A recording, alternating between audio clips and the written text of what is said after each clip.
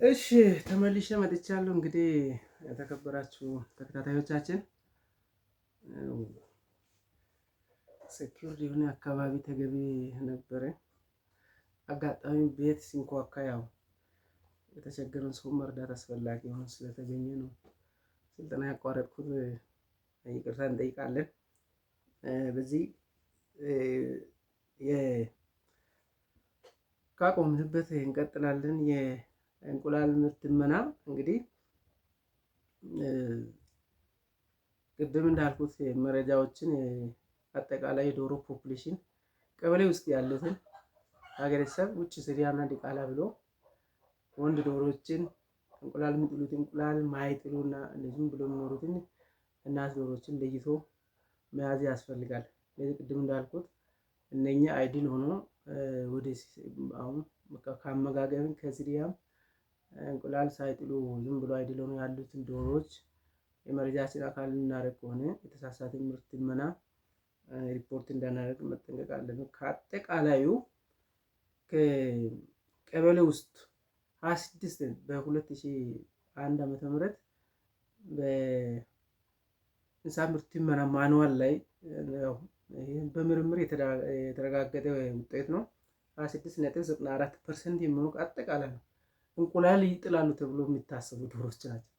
እንቁላል ይጥላሉ ተብሎ የሚታሰቡ ይህን ያክል ፐርሰንት ነው። የእኛን ዶሮዎች መዝግበን ከያዝን በኋላ ከዛ 26.94% ኦልሞስት 27% የሚጠጋ ዶሮ እንቁላል ይጥላሉ ተብሎ የሚታሰቡ ናቸው። በዚህ ስሌት መሰረት እንግዲህ ከአጠቃላይ ወረዳችን ካሉ ዶሮዎች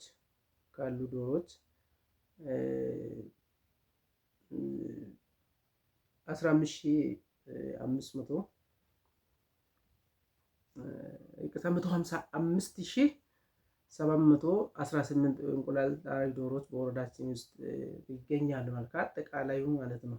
ቅድሙ ፐርሰንት ስናወጣ ማለት ነው። ጠቅላላ ዶሮዎች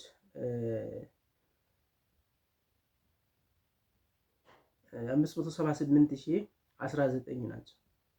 ሽንዳ ወረዳ ውስጥ ቅድሙ የሽንዳ ከተማ አስተዳደር መዋቅርን ጨምሮ ያሉ ዶሮዎቻችን 578,019 ዶሮ ሲሆኑ የቅድሙ ፐርሰንት 26.94% እንቁላል ይጥላሉ ተብሎ የሚታሰቡ ዶሮዎችን በዚህ ፐርሰንት ስናወጣ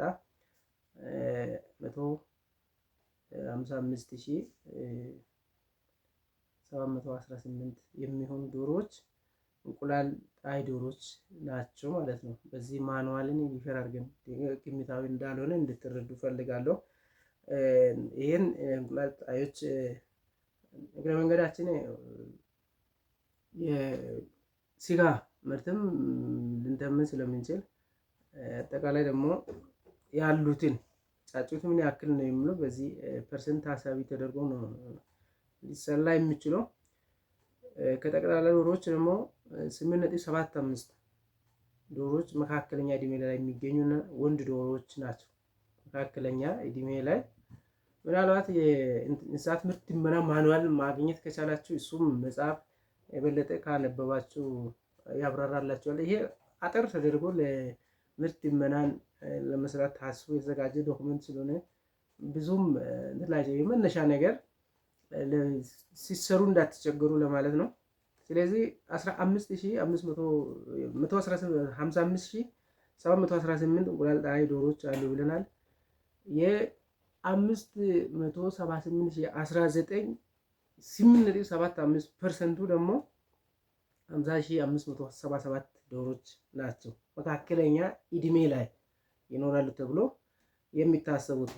ስለዚህ ይሄን ስናወጣ እንግዲህ ይሄ ዝም ብለን አይደለም አጠቃላይ 578,019 እንቁላል ይጥላሉ ብለን የአቨሬጅ እንቁላል እንትን ብለን እንወስድ የሌለ እንቁላል ወረዳ ውስጥ አለ ብለን ቴክኒካሊ መውደቅ ስለሌለብን ይሄን በደንብ በጥንቃቄ መረዳት ያስፈልጋል። ሌላው 6.36 ደግሞ ለእርባታ የማይሆኑ አውራ ዶሮዎች ናቸው። ለእርባታ የማይሆኑ አውራ ዶሮዎች ናቸው። ስለዚህ እነዚህም በቁጥር ደግሞ በቅድሙ ከአጠቃላዩ ፖፑሌሽን በፐርሰንት ስናወጣ 36763 ይሆናሉ ማለት ነው። ይህን ካደረግን በኋላ ጫጩቶች ደግሞ ገና ለምንም ገና ለወደፊት እንቁላል የሚጥሉ ለስጋም እንዲጠቀማቸው 44.76% ከአጠቃላይ ዶሮ ስቶክ ጫጩቶች ነው ተብሎ ይታሰባል። ይሄም ፊገራቲቭሊ ይሄ ደግሞ 258721 ናቸው በቁጥር። እነዚህ ነገሮች ካላወጣን የዶሮ ስጋን የዶሮ እንቁላል መተመን አስቸጋሪ ነው። ይህም በደንብ እውቀት ኖሮን ልንሰራ ያስፈልጋል። ቄብ ዶሮች 9.754% ናቸው። እነዚህ በቁጥር 56299 ናቸው። ጨረስን። እንቁላል ይጥላል ተብሎ የሚታሰብ መካከለኛ እድሜ ላይ ያሉትን ቄብ ዶሮችን፣ ለእርባታ የማይሆኑ ወንድ ዶሮችን፣ ጫጩቶችን ይሄን ለየትን ከጨረስን በኋላ እንግዲህ የሀገረሰብ ዶሮ እንዳመጋገባችን እንደ ማኔጅመንታችን ደግሞ አቨሬጅ እንቁላል ስንት ነው የሚለው ደግሞ ይሄ መኖር አለ። ይሄ ዝም ብሎ ግምት ሳይሆን ዶሮ በእኛ ቤት አለ። እኛን ዶሮ አንድ ሳምፕል ወስደን ቀደም እንዳልኩት በሞዴል አርሶ አደሮች ላይ ያለውን ዶሮ ስቶክ ይዘን አላማውን አስረድተን አንዳንዱ አርሶ አደር ከኛ ጋር ሊጋጭ ስለሚችል ለምንድን ነው የምትጠይቀኝ ብሎ ከኛ ጋር ግብግብ እንዳይፈጠር አላማውን ስናስረዳ የሚረዱ አርሶ አደሮችን ሰሌክት ማድረግ አለ። ዝም ብሎ የምንመርጥ ከሆነ ልንቸገር ስለምንችል ይህም በጥንቃቄ መሆን አለበት። እኛ ቤት ያለን ዶሮ እንደ ሳምፕል ወስደን አንድ ሀገረሰብ ዶሮ አብሬጅ አማካኝ ማለት ነው አንድ 15 20 ልጥል ትችላለች። 4 ወይ 5 ጥላ ጭር የምትል ዶሮ አለ። እነኝን የጋራ የሚያደርግ አብሬጅ እንቁላል የሀገረሰብ መኖር አለበት። የዲቃላም እንደዛ የውጭ ዝርያ ስንመግብ ያው ውጭ ዝርያዎች የትኛውን ዶሮ ሎካሉም ጥሩ ስንዴ፣ ጤፍ የምንመግብ ከሆነ ገብስ የምንመግብ ከሆነ በተለይ ጥራጥሬ ብሪ ሰብሎችን የምንመግብ ከሆነ ጥሩ እንቁላል ሊሰጡ ይችላሉ። ግልጽ ነው። እየሰጠኑ ነው የሚሰጡ። ይህን ከለየም በኋላ በቅድሙ ፐርሰንት መሰረት ካሉን ዶሮች ሀገረሰብ ምን ያክል ፐርሰንት ነው? ሀገረሰብ ምን ያክል ፐርሰንት ነው? ውጭ ዝርያ ምን ያክል ፐርሰንት? ዲቃላ ባለፈው ላሞች ላይም እንዳልኩት ወይ በአባት ወይ በእናት የውጭ ዝርያ የሆነ አንዱ ኤግዞቲክ አንዱ ሎካል ብሪድ ማለት ከዚህ የተዳቀሉ የተወሰነ ምርት መሻሻል የሚታይባቸው ማለት ነው። እንደ አካባቢያችን እንግዲህ ሀገረሰብ እንቁላል ዶሮ ትመናን ስናይ ብዛታቸው 125441 125741 ናቸው። የወረዳችን አንዲት ከተለያየ ቀበሌ ናምና ተወስዶ የአንዲት ዶሮ አብሬጅ ማለት ነው። አብሬጅ በዚህ መኖ ችግር ውስጥ ማኔጅመንት ችግር ውስጥ ሃውሲንግ ችግር ውስጥ እንግዲህ አንድ እንቁላል አንድ እናት ዶሮ 7 እንቁላል ነው አማካይ ውጤቱ ማለት ነው አንድ። ስለዚህ አልፎ አልፎ ጥሩ ዝርያዎች አሉ። በጣም ከውጭ ዝርያ ጋር እንደተወዳደሩ እንቁላል የሚሰጡ አሉ። በዛ ልክ ደግሞ 5 ብቻ ጥለው ጭር የሚሉ ዶሮዎች አሉ። ስለዚህ የነኚህ አብሬጅ ብዙ እንቁላል የሚሰጡ ነው። ትንሽ ስለሆኑ ወደ 10 ቤት አንሄድም ዝቅ አድርገን፣ ምክንያቱም ያልሆነ ውጤት ማውጣት ስለሌለብን በዚህ ታሳቢ ተደርጎ 7 እንቁላል ነው ካሉት እንቁላል ጣይ ዶሮዎች 62.32 ከዚህ ከሀገረሰብ ማለት ዶሮዎች ጫጩት ለመፈልፈል የሚያውቁ ናቸው። እንግዲህ ሀገረሰብ ዶሮዎች ማለት ሰው ተቸግሮ እንቁላል ከሸጠ በኋላ እንደገና ጭር ብሎ ከአውራ ጋር እየዋሉ እንደገና ያሽካኩ አሉ። አሁንም ጫጩት የሚፈለፍሉትን ዶሮዎች ታሳቢ ሳናደርግ ይህን ያክል ዶሮ እንቁላል ይሰጣሉ ብለን ሪፖርት የምናደርግ ከሆነ ቴክኒካሊ ወድቀናል ማለት ነው። ስለዚህ ዳታ ከቅድሙ አርሶ አደሮች ምን ያክል አርሶ አደር ጫጩት ለማሳቀፍ ለማስፈልፈል ዶሮችን ያሳቅፋል የሚለው መረጃ ሊኖረን ግድ ይላል። በነገራችን ላይ ይሄን ዶኩመንት እኮ ለማዘጋጀት 7 ወር በላይ ፈጅቶብናል። እንደወራም የመጀመሪያ ስለሆነ በጣም ነው የተቸገርነው። አሁን ከዚህ በኋላ ግን የሆነ ማስተካከያ እየወሰድን ማስቀጠል እንችላለን። ግን ያን በጣም የተቸገርነው ለምን ትክክለኛ መረጃ ማግኘት አልተቻለም። ሰው ተደነጋግሯል። የምንሰጠው መረጃ ይጠራጠራል። በጣም የምንቀርባቸውን ሰዎች ነው ኢንተርቪው ስናደርግ የነበረው። ስለዚህ 32% የሚሆነው ከዚህ ከ125,741 ዶሮዎች የሚያክሉ እንቁላል ጥሎ 7 እንቁላል ጥላ ጫጩት ለመፈልፈል እንቁላል ታቅፋለች ማለት። እቺ ዶሮ ደግሞ ጫጩት ለመፈልፈል እንቁላል አቅፋ ከፈለፈለች በኋላ ጫጩቶችን አሳድጋ የምትወስደው ጊዜ ኦን አቨሬጅ እስከ 4 ወር ይፈጃል። እቺ ዶሮ በአመት 3 ጊዜ ነው እንቁላል የመጣል እድል አለባት። ስለዚህ 4 የአንድ አመት ማለት ነው። ስለዚህ 7 ጊዜ 3 21 እንቁላል ያምጡ እንቁላል የምጥሉት ማለት እንቁላል የሚያቅፉት አቅፎ ጫጩት የሚፈለፍሉት ወይራስ እንቁላሉ ሽጠን ወይ ሌላ አማራጭ ተጠቅመን ለምሳሌ ጫጩትን ያለ እናት ማሳደግ ይቻላል። ብሩድ ኩፕ ገለባ ሳጥን ሰርተን ሙቀት ሳፕላይ አድርገን መኖ ውሃ እየሰጠን ከድመት ጠብቀን ጫጩትን ለብቻ የምናሳድግ ከሆነ እንቁላል የፈለፈለችን ዶሮ አውራ ጋር እንድትውል በማድረግ አመት 3 ጊዜ የሚጥለውን ወደ 4 ጊዜ ወደ 5 ጊዜ በማሳደግ ጫጩቱን በአንድ በኩል እያሳደግን እንቁላል ምርት ማሳደግ እንደሚቻለም ታሳቢ መደረግ አለበት። ሌላ ደግሞ እንቁላል ወይ በልተን ወይ ሽጠን እንዳታቅፍ ብናረግ አሁንም ይጨምራል። እንቁላል ጥላ ቢያንስ በየ2 ቀን ልዩነት ምጥል እንግዲህ 14 ቀን ወይ 15 ቀን ትፈጃለች 17 እንቁላል ለመጣል። ከዛ እንቁላሉን ብንበላ ወይም ብንሸጥ የተወሰነ ጊዜ ራሷን ስሜት ታሳይና ደግሞ ከ1 ወር በኋላ ወደ ማሽካካት ትገባለች ማለት ነው። እንዲህ አድርገን መሀል ላይ ያለውን ጊዜ እንደማለት ብናደርግ በየ2 ወሩ ብጥል 6 ጊዜ ይሆናል። 6 ጊዜ 7 42 እንቁላል ይሆናል ማለት ነው። እንቁላል ምርት ለማሳደግ በደንብ ባለሙያዎቻችን መያዝ ያለብን በገለባ ሳጥን ወይ ብሩድ ኩፕ ጫጩት የማሳደግ ቴክኖሎጂ ውስጥ መግባት አለብን። እሱ አንደኛም ዶሮ ፖፑሌሽን ይጨምርልናል። ሁለተኛ ደግሞ ጫጩት ለማቀፍ የሚታቃጥለውን ጊዜ በማሳጠር ወደ እንቁላል ምርት እንድትውል በማድረግ በዚህ እንቁላል ምርት እንዲጨምር ከምግብ ከሌላ ፓኬጅ ባለፈ ይሄም ይሄ አልተተገበረም እስካሁን።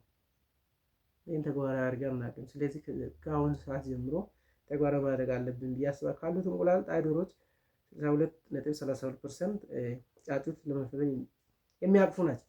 በቁጥር 78,361 ናቸው። አንዲት አግሬሲቭ ዶሮ እንግዲህ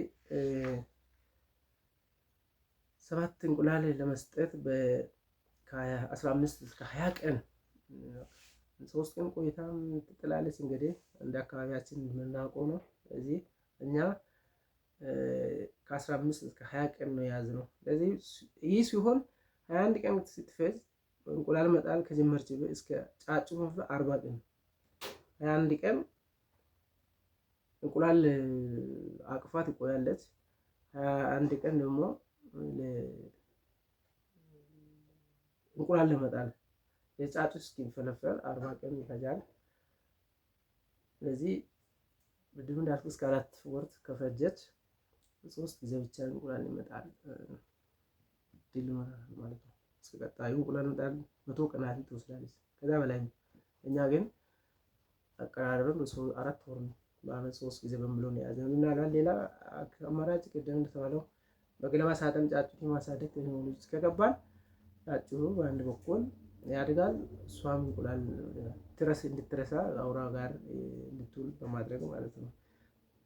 እና ጫጩት የምትፈለፍል ዶሮ በአመት 3 ጊዜ ብቻ እንቁላል ይመጣል እድል አላት። ይህ ማለት በአመት 3 ጊዜ 21 እንቁላል እንዳልኩት እንቁላል አውጥተን ከሸጥን በኋላ ወይም ከተመገብን በኋላ ወይም በገለባ ሳጥን ጫጩት ካሳደግን በኋላ በ50% ያሳጥራል ዱሬሽኑ ኤግ ሌይንግ ዱሬሽኑ ማለት።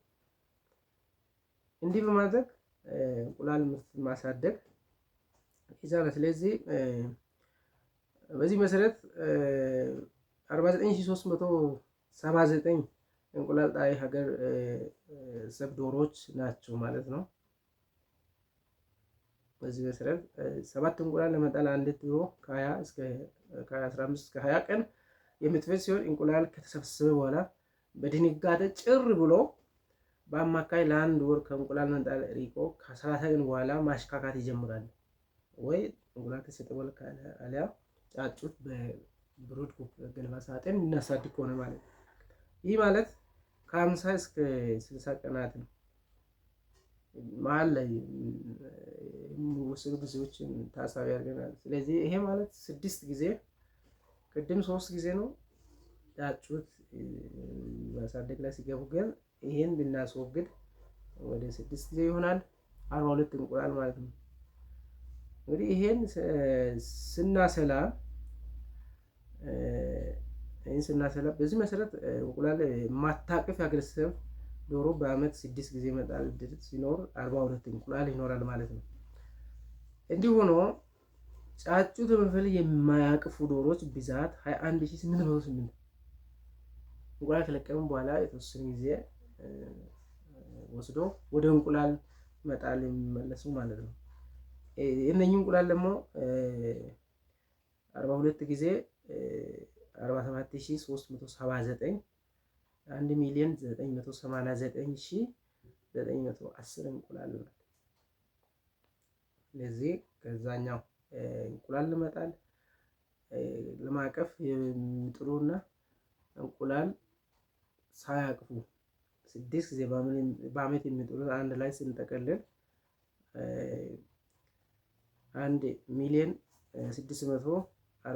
1,641,581 ሲደመር 6 ጊዜ በአመት እንዲጥሉ እድል የሰጠናቸው ዶሮዎች የሰጡት እንቁላል 1,989,918 እንጠቅላላ ጫጩት ለመፈልፈል የሚውለውንም ያው ብክነቱን እንዳለ ታሳቢ አድርገን 3,631,499 እንቁላል በአመት የወረዳችን ምርት ማለት ነው። ስለዚህ ይሄ በቂ ነው አይደለም? ስንት ህዝብ አለን በወረዳችን? ይሄ ሰው ተመግቦ እንቁላል አምሮቱን ተወጥቷል ወይ? የተረፈውን ደግሞ ወደ ገበያ የሚያወጣ አሁን ገበያ ላይ እጥረት አለ የሚባለው እንግዲህ ግልጽ ነው ማለት ነው። ስለዚህ የዶሮውን ቁጥርም ማኔጅመንቱንም በደንብ ብናሻሽል እኛ ሰውም በደንብ ተመግቦ ገበያም በደንብ ምርት በምርት ማድረግ ይችላል ማለት ነው። ስለዚህ ይሄ ደግሞ ከኛ ባለሙያዎች ስለሚጠበቅ ማለት ነው። ችላ ማለት የለብንም ከአደራ ጀምሮ ይሄ ስልጠና በስራ አጋጣሚዎች ስለሚታገኙ ይሄን ወስዳቸው ምርት ይመና ላይ አንዳንድ ከብዷቸዋል። አንዳንዶቻቸው ስትነግሩ ነበር ለምን ተራ ፌስቡክ የምንጠቀም ይሄን ስልጠና በዩቲዩብ ተከታተሉ፣ ያልገባሽን ጠይቁ። ከዛ ይሄን አክሽን ለመውሰድ በጣም እውቀት ይሰጣቸዋል ብዬ አስባለሁ። ስለዚህ እኔ ያክል 3,631,499 3,636,499 እንቁላል ነው የ2014 እንግዲህ አሁን ብንሰራ ወይ ጨምሮ እናገኘው ወይ ቀንሶ ነው የምናገኘው። ምክንያቱም ይቀንሳል። አብዛኛው ዶሮዎች ውጭ የሚለቀቁት በአውሬ ነው የሚበሉት። ሰው እንጂ እየሰጠ አይደለም፣ እንክብካቤ የለም፣ ሜዲኬሽን የለም፣ ሕክምና አያገኙም። ስለዚህ ሲታመሙ እንቁላል ምርት ያቆማሉ። እንግዲህ ይመስላል የዲቃላ ይሄ የሀገረሰብ ሲሆን የዲቃላ ዶሮዎች እንቁላል ምርት ይመናል ስንመለከት እንግዲህ እንደ ሀገረሰብ ደግሞ እነኚህ ማቀፍ ስለማያውቁ አመት ውስጥ ምን ያክል እንቁላል በጥናት የተረጋገጠ ውጤት ስላለ ከዛ ጋር ብቻ ነው እና ሰላም እነሱ እንቁላል መጣል ብቻ ነው። የማቀፍ ግዴታ የለባቸውም። እንደ ሀገረሰብ አንቸገርም። እዚህ ላይ አማካይ እንቁላል ምርት የአንድ ሀገረሰብ ዶሮ አይተናል። አሁን የዲቃላ ዶሮዎች ደግሞ 144 እንቁላል ነው በአመት ማለት ነው። እና ምግብ የምንሰጥ ከሆነ ጥራጥሬ የምንሰጥ ከሆነ ሬሽን ፎርሙሌሽን ሰርተን አሁን ጥራጥሬን በፍሬ ብንሰጥ አይበሉም። ከበቆሎ ጋር ተፈጭቶ ባቄላ አስፈጭተን ይበላሉ። በጣም ነው የሚበሉት። አያውቁም። ከስንዴ ዱቄት ጋር ከበቆሎ ዱቄት ጋር ማቀላቀል ይችላልና 144 እንቁላል በወቅቱ የነበረ ዲቃላ ዶሮዎቻችን በቁጥር 3431 ናቸው በእጃችን ያሉ። አሁን በጣም እየሰፋ መጥቷል። 494,064 እንቁላል በአመት 144 አንድ እንቁላል በአውሬ ሳትወሰድ ህይወቷ የሚቀጥል ሆነ ማለት ነው። ይሄ ነው።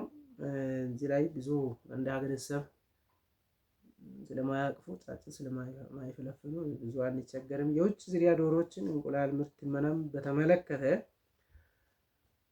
በወቅቱ በወረዳ ውስጥ 26545 ዶሮዎች አሉ። የውጭ ዝርያ በተለምዶ ፈረንጅ ዶሮ የምንለው ማለት ነው። አንድ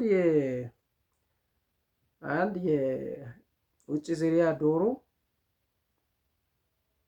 በአመት 240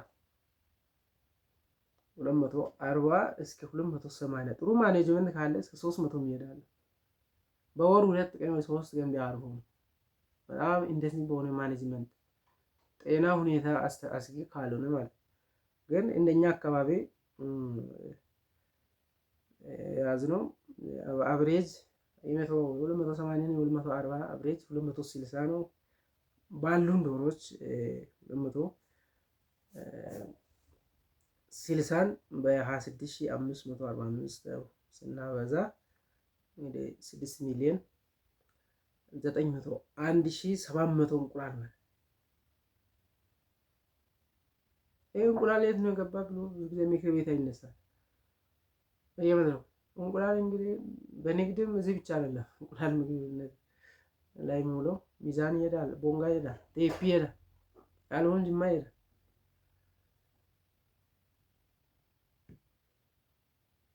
ድመት ይበላል። የተለያዩ ፕሪዳተሮች አሉ። እነኚህ የሚያጠቁት ነው። ለዚህ ነው ዶሮ ቤት አስፈላጊ የሚባለው። ይሄን እንቁላል በመታደግ በደንብ ሴኩር የሚሆኑ ዶሮቻችን እናርባ ከሆነ እነየ እንቁላል ያው ሰው ብቻውን ለመብላት አይደለም፣ ያው ገበያንም ማጠገብ ግድ ስለሆነ እዚህ ፐርፐዝም ለምረባ የት ነው የሚገባ የሚል ብዙ ጥያቄ ስለምነሳ የሚገባበት ቦታ ይታወቃል እና ብዙም